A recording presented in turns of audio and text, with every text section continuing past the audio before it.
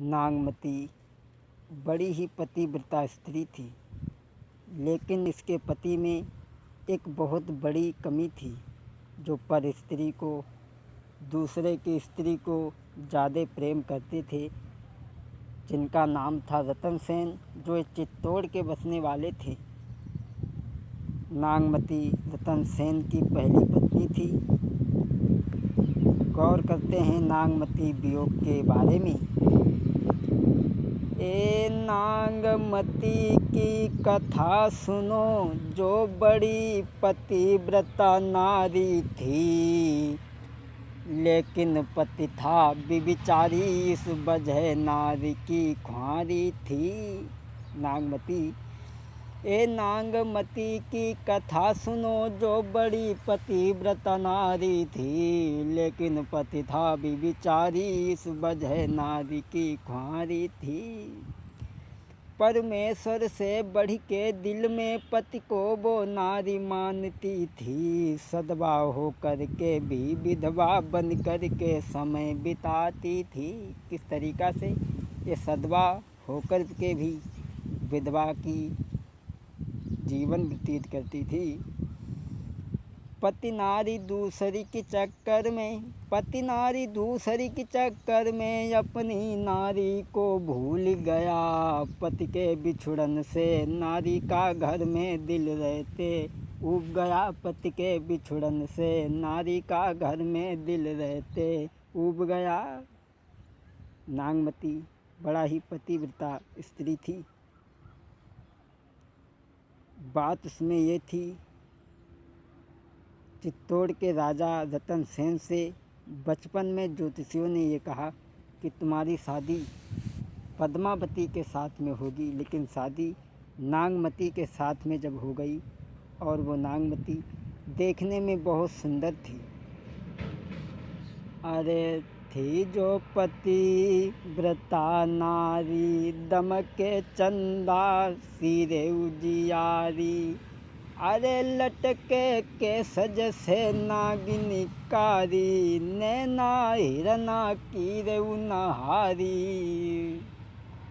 नागमती बड़ा ही सुंदर थी। एक दिन पद्मावती का तोता उड़ कर के नागमती के पास में आ गया, तो नागमती ने ये पूछा उस तोता से कि हमें ये बताओ, हमसे भी ज़्यादा सुंदर स्त्री दुनिया में और कोई है? तो उस तोता ने कहा कि तुमसे ज़्यादा सुंदर स्त्री एक पद्मावती है। रानी ने जब ये बात सुनी तोता के मुँह से, तो सोचा ऐसा ना हो कि ये तोता हमारे पति को बता दे और हमारे पति इस स्त्री के चक्कर में पड़ जाएं और हमें भूल जाएं। तो उस तोता को नागमती ने मार डालना चाहा, लेकिन उस तोता को दासी ने बचा लिया। और वही बात राजा रतन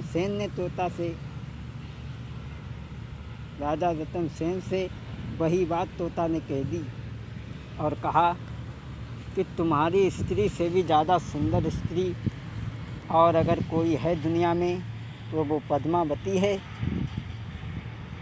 और बताया तोता ने के पद्मावती सी नारी रे, के नाई देखन में आई। तोता ने बता दिया कि पद्मावती सी नारी रे, के नाई देखन में आई। अरे सुन के इतनी बात राती भरी, तब तोता के मुँह से बड़ाई सुनी। अरे सुन के इतनी बात राती भरी, नींद नहीं आई।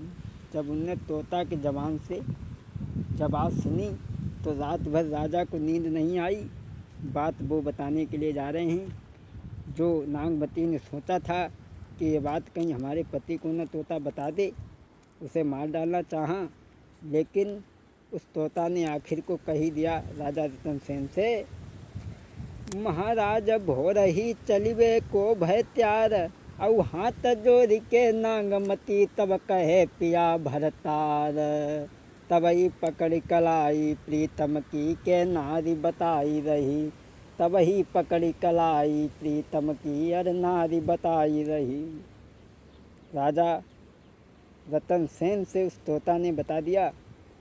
और जब तोता के मुँह से सुंदरता सुनी तो राजा रतन सेन सब कुछ छोड़ करके, घर बार त्याग करके पद्मावती से मिलने के लिए चले।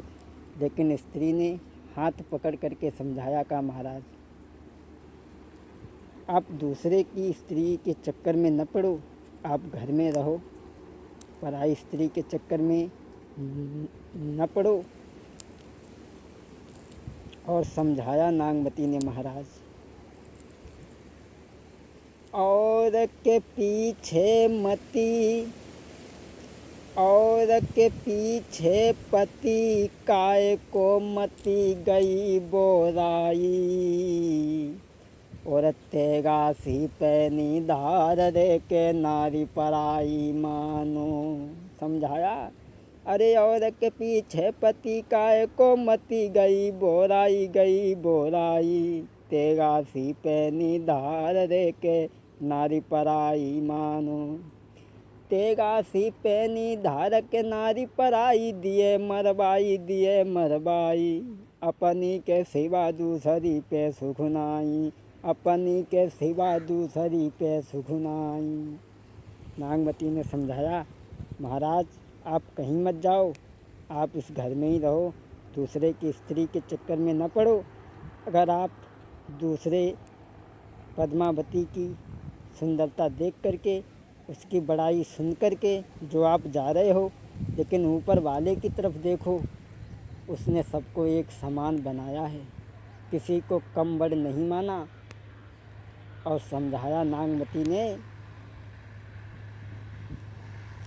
के रूप रंग किए अलग अलग, रंग स्वरूप में तो भेद हो सकता है, लेकिन बनाने वाले ने के रूप रंग किए अलग अलग, नायंगों में मतभेद किया, एक समान पुरुष और नारी, सबको बना कर भेज दिया, एक समान पुरुष और नारी, सबको बना कर भेज दिया। रंग स्वरूप में तो भेद हो सकता है, लेकिन अंगों में भेद नहीं हो सकता। उस दुनिया के बनाने वाले भगवान ने जब दुनिया रची, तब हम पे ये बहुत बड़ा एहसान किया के रूप रंग किए अलग अलग, नायंगों में मतभेद किया, एक समान पुरुष और नारी, सबको बना कर भेज दिया। समझाया महाराज, बड़ी ही बुद्धिमानी की बात कही नागमती ने के रूप दो प्रकार की सूरत रखी, एक गोरी एक कारी। हाँ, दो प्रकार की सूरत रखी, एक गोरी एक कारी, किसी की सूरत से नफरत है, किसी की चित बन प्यारी। ये तो पूर्व जन्मों का संस्कार है।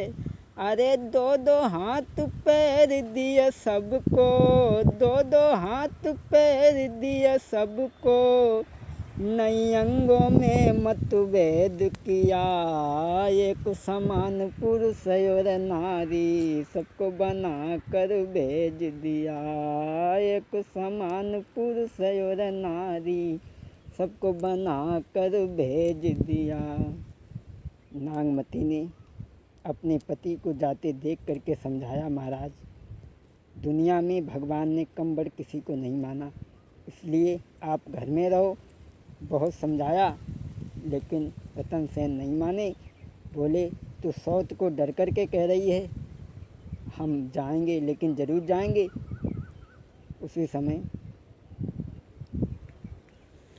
बात न मानी नारी की, भय चलिवे को तैयार, पद्मावती से मिलन को हुई गो भूत सवार। अपनी पत्नी की बात नहीं मानी, आगे बढ़े। अरे ये न मानी बात नारी की, बढ़ी गो भूप अगारी, एक न मानी बात नारी की, बढ़ी गो भूप अगारी। और पति के बारे में सोच सोच के नागमती जब हारी। उन्होंने एक बात नहीं मानी, पद्मावती से मिलने के लिए आगे बढ़ गए।